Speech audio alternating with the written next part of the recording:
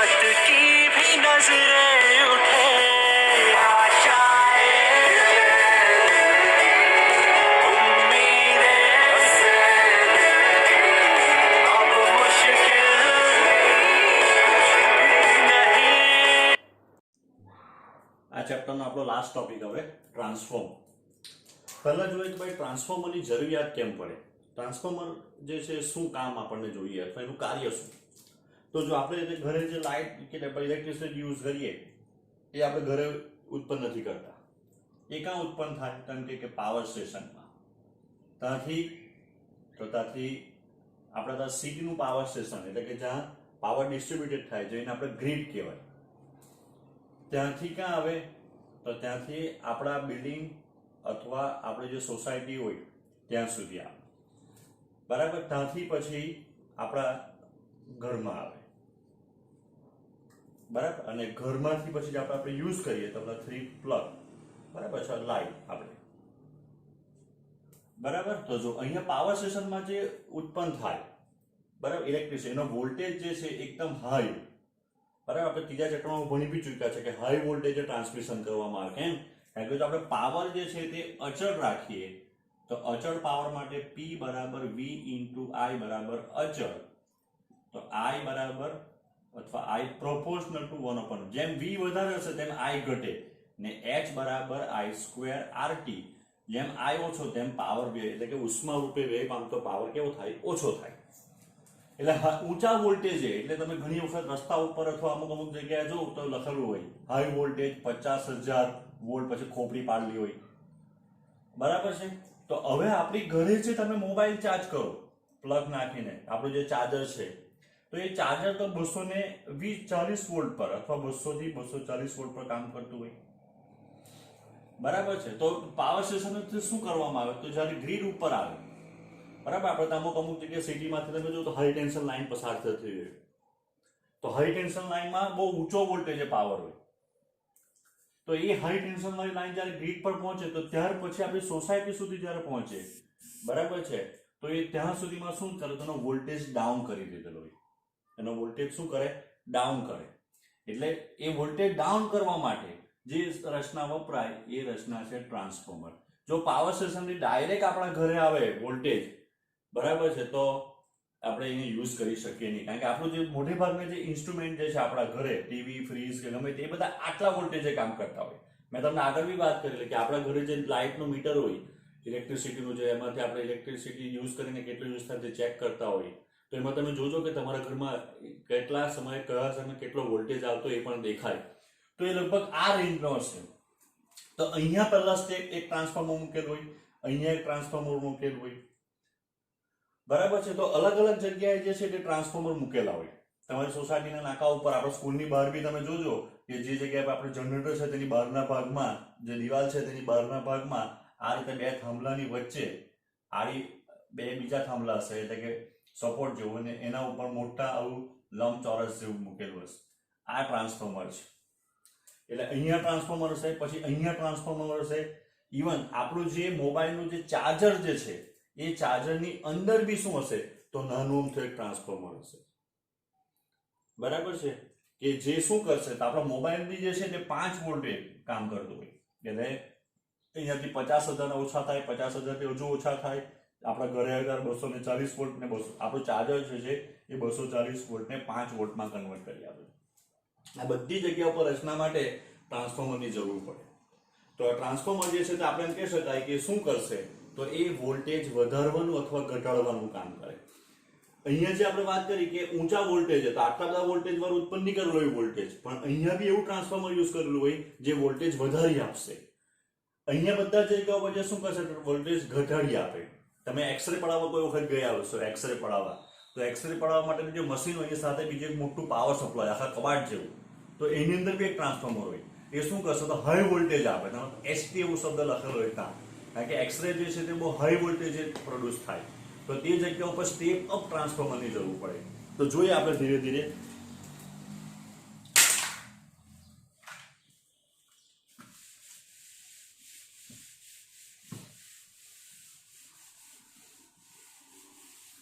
તો તો ટ્રાન્સફોર્મરના પહેલા આપણે સિદ્ધાંત અને રચના જોઈએ. તો સિદ્ધાંત કયો છે ટ્રાન્સફોર્મરનો સિદ્ધાંત? કયા સિદ્ધાંત પર કાર્ય કરે? તો આપણે ભણી ચૂક્યા છે એ કોના ઉપર કાર્ય કરે? તો એ વિદ્યુત ચુંબકીય પ્રેરણના સિદ્ધાંત પર કાર્ય કરે. કયો વિદ્યુત ચુંબકીય પ્રેરણનો સિદ્ધાંત એટલે કયો?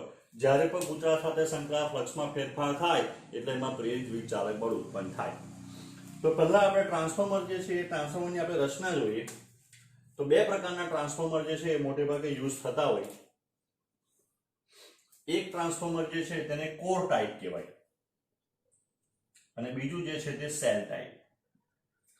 જોઈએ બંનેની રચના. તો એક કોર ટાઈપ જે છે તેની અંદર ત્રિપરિમાણિક આકૃતિ દોરવાનો પ્રયત્ન કરું.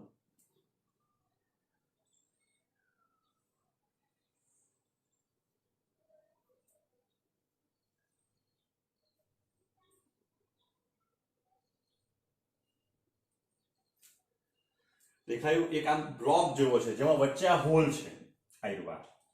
આ જે નરમ ધાતુ નરમ લોખંડમાંથી બનાવેલો બ્લોક હોય, પણ આગળ બી આપણે વાત કરી કે આખો બ્લોક જે છે એ એડી પ્રવાહની અસર, કારણ કે અહીંયા આપણે એસી યુઝ કરવાના છે એટલે બદલાતું ચુંબકીય ક્ષેત્રમાં જ્યારે બી કોઈ વાહક આવે તો એડી કરંટ ઉત્પન્ન થાય ને એડી કરંટ નિવારવા માટે આપણે જોઈ ગયેલા છે કે અહીંયા આને નાની નાની લેમિનેટેડ શીટથી બનાવેલું હોય. પેલું તમને ઉદાહરણ તમને નોટનું પેજનું આપેલું તે આપણી નોટ જાડી ભલે દેખાતી હોય પણ બધા પાના અલગ અલગ હોય આ રીતના.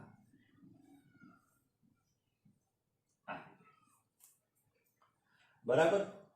એના ઉપર શું કરેલું હોય? તો એના ઉપર અહીંયા વાઇન્ડિંગ કરેલું એટલે કે ભાઈ વાહક તાર વીંટાળેલો ગૂંચળું બનાવેલું. બરાબર. જ્યાંથી આપણે ઇનપુટ એટલે કે જેનો વોલ્ટેજ વધારવાનો છે ઘટાડવાનો તે આપીએ એ બાદનું જે ગૂંચળું છે એ ગૂંચળાને પ્રાઇમરી કોઇલ કહેવાય. પી પ્રાઇમરી, પ્રાથમિક અથવા પ્રાઇમરી કોઇલ. જે જગ્યા ઉપરથી આપણે બહાર આઉટપુટ લેતા હોય, યુઝ કરવાનો હોય.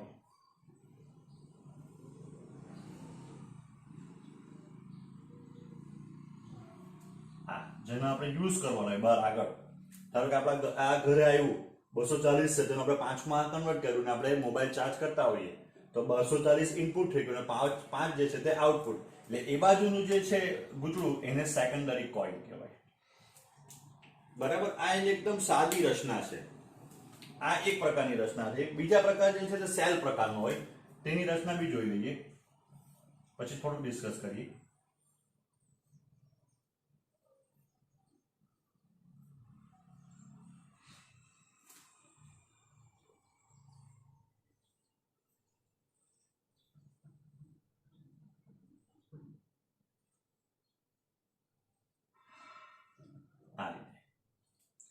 આવી જે છે તે લેમિનેટેડ શીટ વાળું હોય કે જેથી એડી કરંટની અસર ઓછી કરી શકાય. અહીંયા બે ગેપ જેવી છે તો અહીંયા શું કરેલું હોય? આ જે વચ્ચેનો જે ભાગ જે છે એ વચ્ચેના ભાગમાં જ એકની ઉપર એક આ તમારું પ્રાથમિક ગૂંચળું એના ઉપર જ જે છે સેકન્ડરી કોઇલ વીંટાળેલું.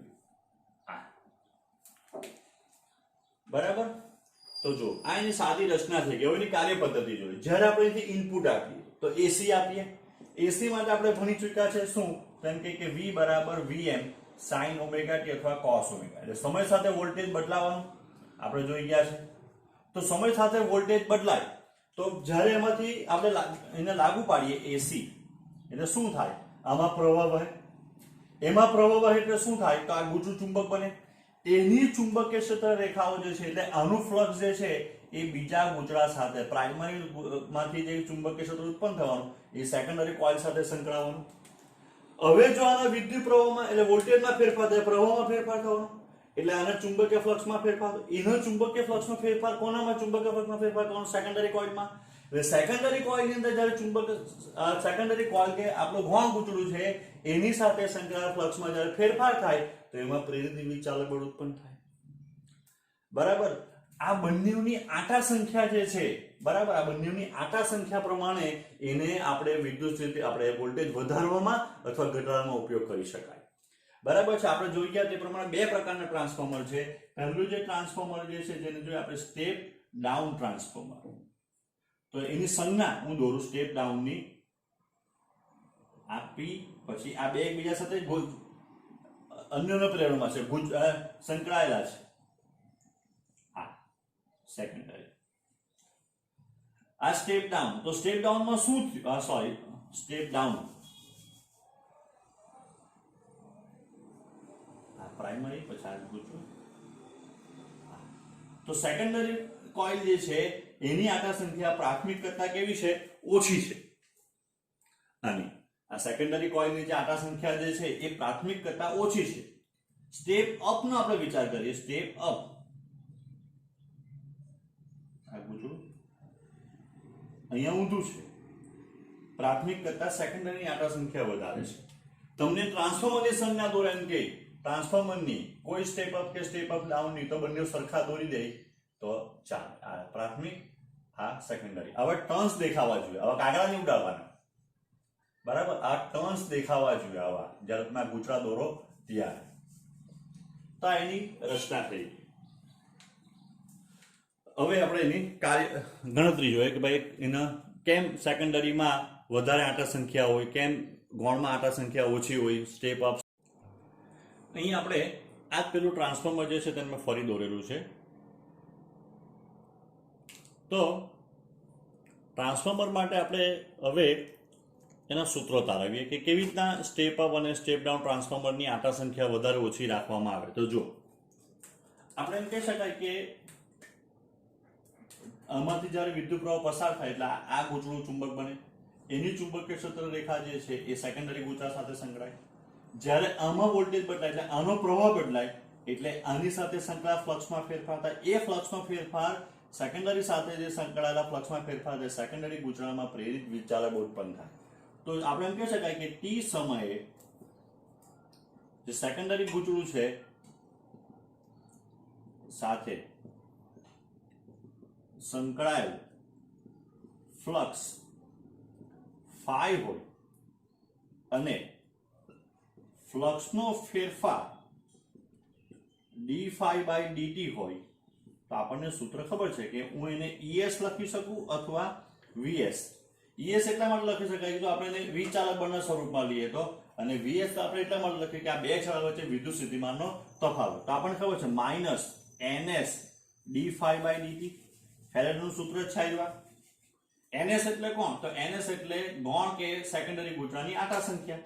એ પ્રમાણે પ્રાથમિક ગૂંચળું જે છે તેની આંટા સંખ્યા બી કેવી થાય? NP થાય.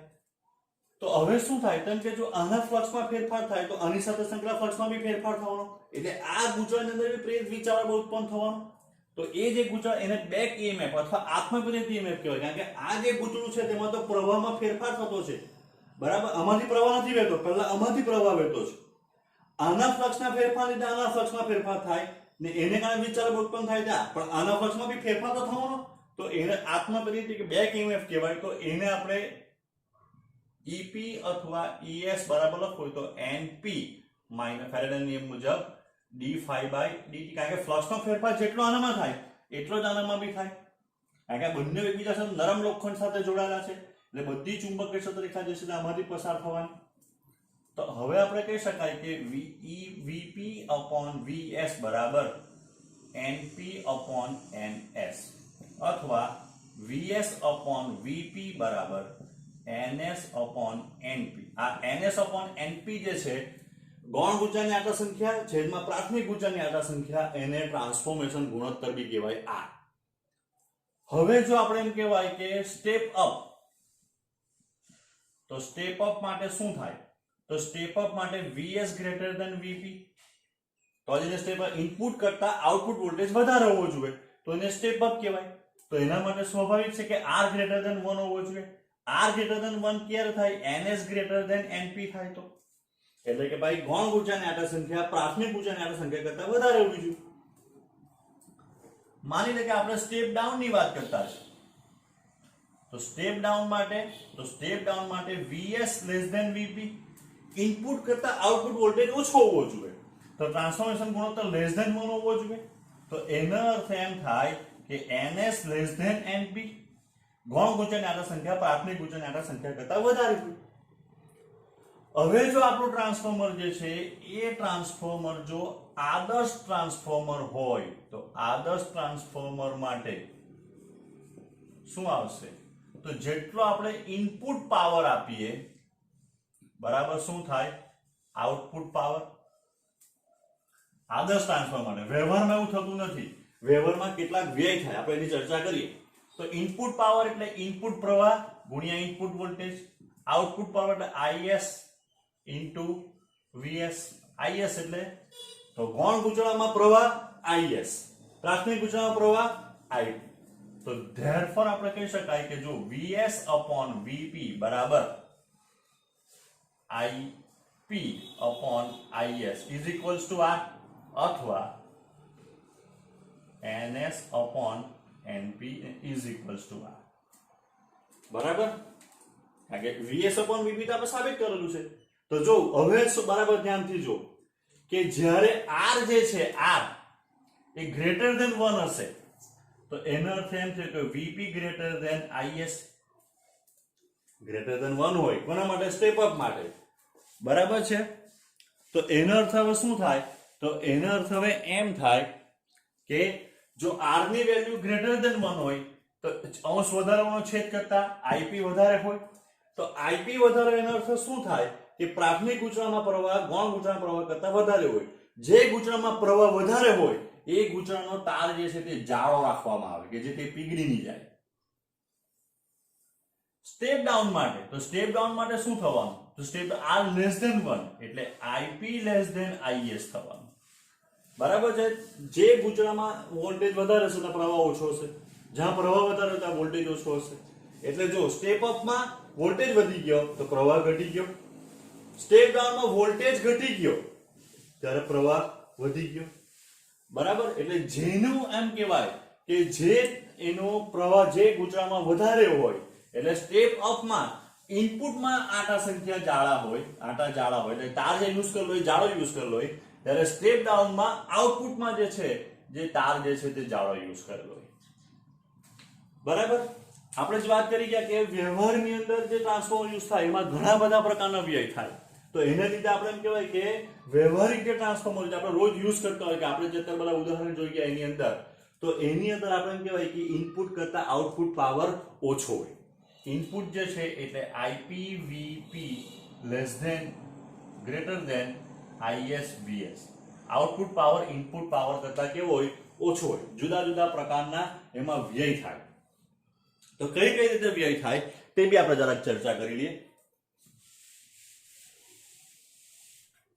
તો જે પહેલો જે વ્યય થાય આપણો તે તો જૂનો ને જાણીતો બરાબર વાઇન્ડિંગના અવરોધને લીધે જે આપણો વાઇન્ડિંગ જે છે એ વાઇન્ડિંગનો જે અવરોધ આવવાનો એટલે કે આપણે એમ કહેવાય આ જે ગૂંચળું છે એ ગૂંચળામાં તાર જ છે તાર આવે એટલે અવરોધ આવે અવરોધમાંથી પ્રવાહ પસાર એટલે ઉષ્મા ઉજાર વ્યય પામે તે એટલે આની અંદર કરતા અહીંયા આઉટપુટ કેવો મળે ઓછો મળે બીજું જે છે કે ફ્લક્સ લીકેજ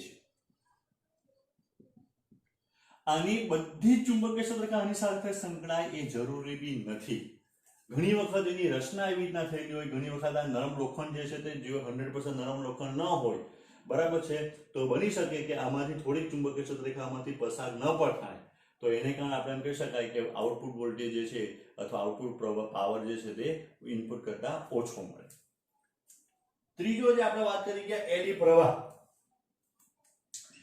પ્રવાહને લીધે આપણે આજે લેમિનેટેડ શીટનો ઉપયોગ કરતા છે શાના માટે તો એડી પ્રવાહ ઓછો થાય એડી પ્રવાહ ઝીરો કરી શકાતો નથી ને જેવો પ્રવાહ ઉત્પન્ન થાય એટલે ગરમ થાય તમારું જો મોબાઈલનું ચાર્જર જે છે તે ગરમ થાય જ્યારે ચાર્જ કરે ત્યારે કેમ તો કારણ કે એની અંદર ટ્રાન્સફોર્મર આવેલું હોય તમારી પાસે કોઈ જૂનું મોબાઈલનું ચાર્જર હોય ને બગડી ગયેલું હોય તો એને ખોલી કાઢજો તો એમાં તમને ટ્રાન્સફોર્મર જોવા મળશે હું તમને બતાવું ત્યારે તો એની અંદર તમે જો કે આ એડી પ્રવાહને લીધે બી શું થાય તો ઉષ્મા ઉર્જા રૂપે થોડોક તો વ્યય થાય ત્યાર પછી બીજો જે વ્યય છે એ હિસ્ટેરેસિસ જે આપણે ભણી ચૂક્યા છે અહીંયા વિદ્યુતનું ચુંબક ને ચુંબકને વિદ્યુતમાં રૂપાંતર થાય બરાબર છે તો એ હિસ્ટેરેસિસને લીધે બી શું થાય તો આપણે ભણી ચૂક્યા છે કે એ પ્રકારનો વ્યય થાય બીજું એક હમિંગ વ્યય છે કે આપણે જો કે ટ્રાન્સફોર્મરમાં અવાજ આવતો હોય તમે જ્યારે મેં તમને વાત કરેલી કે આપણે નાકા ઉપર જે મોટા ટ્રાન્સફોર્મર હોય એની તમે નજીક જાઓ ને તો રાતના તમને એક જાતનો અવાજ સંભળાય, તો ઘણી વખત એને હમિંગ કહેવાય. તો એ હમિંગના લીધે બી શું થાય, તો જે અમુક વિદ્યુત ઉર્જા જે છે એ હમિંગ સ્વરૂપે એટલે કે અવાજ સ્વરૂપે બી વ્યય પામે. આખું જે ટ્રાન્સફોર્મર છે તેમાં આ બે જે આપણે ચર્ચા કરી ગયા, આ બે ને આ ત્રણ, માનો ને 1, 2 ને 3, તો પ્રવાહ ઉત્પન્ન થાય, એક જાતનો ઉષ્મા ઉર્જા ઉત્પન્ન થાય. તો એ ઉષ્મા ઉર્જાના લીધે આખી રચના જે છે તે ગરમ થાય ને ઘણી વખત ટ્રાન્સફોર્મર ફાટે બી. એટલે જે નાના નાના ટ્રાન્સફોર્મરને આપણે છોડી દઈએ, પછી આપણે વિચાર કરીએ કે જે મોટા મોટા ટ્રાન્સફોર્મર હોય જે આપણા રસ્તા ઉપર એવું લગાવેલો હોય, તો એ બધા ટ્રાન્સફોર્મર આખી જે આ રચના જે છે એ રચનાને ઓઇલની અંદર ડુબાડેલી હોય, ઓઇલ ઇમર્સ કહેવાય, એટલે કે ઠંડુ રાખે એને. ને એ ઓઇલ જે છે સતત ફર્યા કરતું હોય ને એની આજુબાજુની જગ્યા ઉપર હીટ સિંક હોય, એવા એના ઉપર પટ્ટા લગાવેલો હોય કે જે ઉષ્માનું શું કરશે, તો ઉત્સર્જન ફટાફટ કરી દે અને ટ્રાન્સફોર્મરને ઠંડુ રાખે. જો એમાં જો કોઈ વખત પ્રોબ્લેમ થયો ને બરાબર છે, તો ટ્રાન્સફોર્મર ઘણી વખત ફાટે બી ખરું.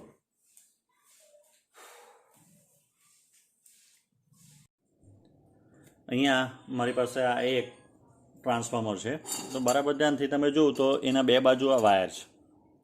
આ જે રેડ રંગનો જે વાયર જે છે, આ જ્યાં બે છેડા છે એ એનો ઇનપુટ છે કે જેનો વોલ્ટેજ તમારે વધારવાનો કે ઘટાડવાનો હોય તો આ ઇનપુટમાં આપવામાં. આ એક પ્રકારનું સ્ટેપ ડાઉન ટ્રાન્સફોર્મર છે, બરાબર. એની બીજી બાજુ જે છે તે 3 વાયર છે, આવ્યા એ આઉટપુટ છે. આઉટપુટમાં ઘણી વખત 10 વાયર બી હોય. તમે બરાબર ધ્યાનથી જો તો અહીંયા જે લખેલું જે છે ને એ 12O12, એનો અર્થ એમ થયો કે આ બે વાયર વચ્ચે તમે જોઈન્ટ કરો ને કોઈ સાધન તો 6 વોલ્ટ મળશે. આ બે વચ્ચે કરો 6, પણ આ બેની વચ્ચે કરો તો 12 મળશે. એને 12 એટલે આને સેન્ટર ટેપ કહેવાય. ધારો કે 100 આંટા છે આઉટપુટમાં, તો આ 0 પર હશે, આ 50 પર હશે અને આ 100 પર હશે, બરાબર. જો આપણે એને ખોલી કાઢીએ તો તમે જુઓ કે આ જે છે એ લેમિનેટેડ શીટથી બનાવે. આ એક કોર ટાઈપનું સેલ ટાઈપનું જે આપણે બીજું દોરેલું હતું, તો આ સેલ ટાઈપનું ટ્રાન્સફોર્મર છે. તમે બરાબર ધ્યાનથી જો તો આ લેમિનેટેડ શીટ બધી મૂકેલી છે આઈડિયા, ને આખો બ્લોક બનાવેલો છે આની અંદર, ને આ જગ્યા ઉપર જે છે એ વાઇડિંગ કરેલું હશે. જો આપણે વાઇડિંગ જોવું હોય, જો આ જે દેખાય છે તે વાઇડિંગ તાર છે, આ એક, અને નીચે જે છે એ પ્રાઇમરી કોઇલ હશે, બરાબર. એટલે આ જે છે તે સેલ ટાઈપનું છે.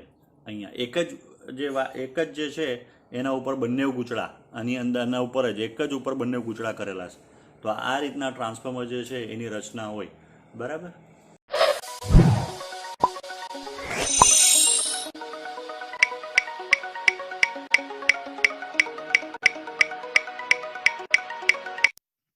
Hello friends, welcome back to our channel Physics and Animation. Here in this video we are going to talk about the basic principle and construction of an electrical transformer. What is an electrical transformer? Sometimes it becomes necessary to convert high alternating voltage to low alternating voltage or low alternating voltage to high alternating voltage. This is done with the device called transformer, which works on the principle of mutual induction. But why do we need transformers? The large-scale transmission and distribution of electrical energy over long distances is done with the use of transformers. Here we have two very basic equations of power and heat loss. In the equation of power, it is evident that if voltage increases, then current will decrease, and if the current decreases, heat loss will also decrease. If we want to transmit power P to a long range through a wire of some resistance R, in this case, it becomes necessary to transmit power at high voltage so that the current is lower.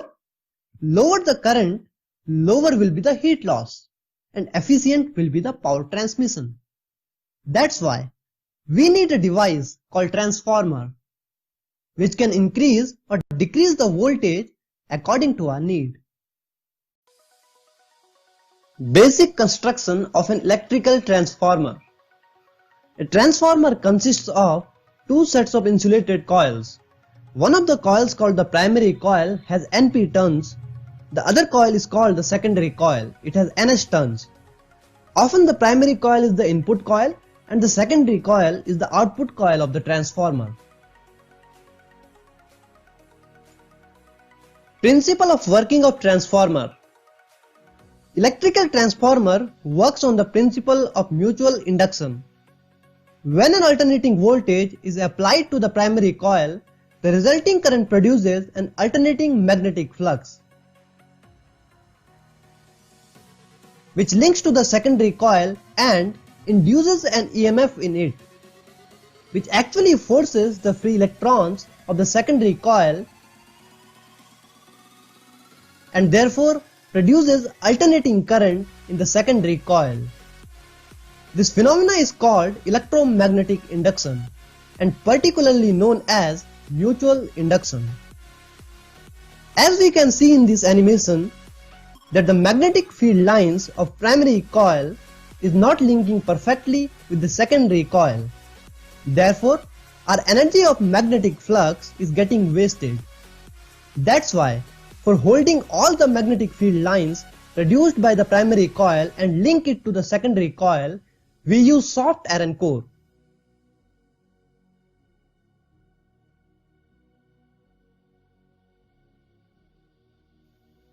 Transformer cores are usually made up of thin metal sheets stacked in layers. The layers are laminated with varnish or other insulating material. But why the layers are laminated? Because of the changing magnetic field, eddy currents are induced in the conductive metal of a transformer core. The layers of insulation serve as a barrier to eddy currents, so eddy currents can only flow in narrow loops within the thickness of each single lamination. Let's visualize this by first considering solid iron core instead of thin insulated metal sheets layers. Let's try to understand the eddy current formation in the cross section of the solid iron core. Since the current in an eddy current loop is proportional to the area of the loop, therefore, in case of a single solid iron core, the eddy current formation will be very high, and thus there is a higher power loss in the form of a heat loss.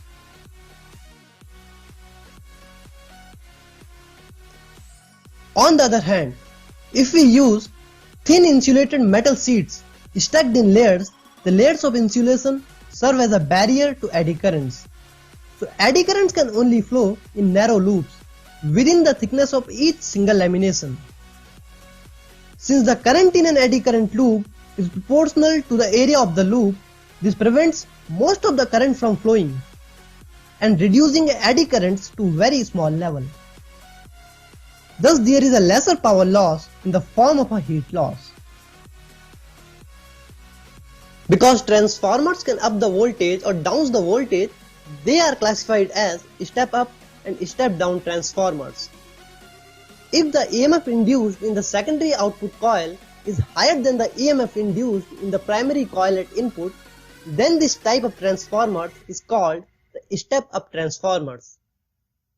And if the EMF induced in the secondary output coil is lesser than the EMF induced in the primary coil at input, then this type of transformers is called step down transformers. And this higher or lower value of EMF induced depends on the number of turns. Higher will be the number of turns, higher will be the EMF induced in the coil.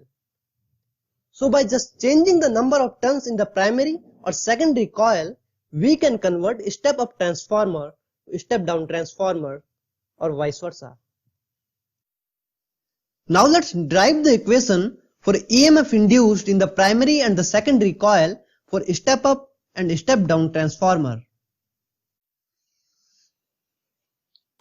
As we know from the self-induction, total EMF induced in a primary coil EP is equal to the EMF induced in a single turn of a primary coil because of rate of change of magnetic flux d phi by dt multiplied by total number of turns in the primary coil NP, where negative sign indicates EMF induced in opposite direction of the applied alternating EMF on the primary coil at input. And now for the secondary coil. Because of mutual induction, total EMF induced in a secondary coil ES equal to EMF induced in a single turn of a secondary coil because of rate of change of magnetic flux d phi by dt multiplied by the total number of turns in the secondary coil ns. Now by dividing EMF induced in secondary coil by EMF induced in primary coil, we get ES over EP equal to NS over NP, where NS over NP is called transformation ratio. This equation proves that if NS is greater than NP, then also ES will be greater than EP, and the transformer will be a step-up transformer. Similarly, if NS is less than NP, then also ES will be lesser than EP, and the transformer will be a step-down transformer. Thanks for watching, friends. If this video really helps you, please don't forget to like our video and subscribe to our channel. And also press the bell icon so that you will be notified whenever we upload a new video.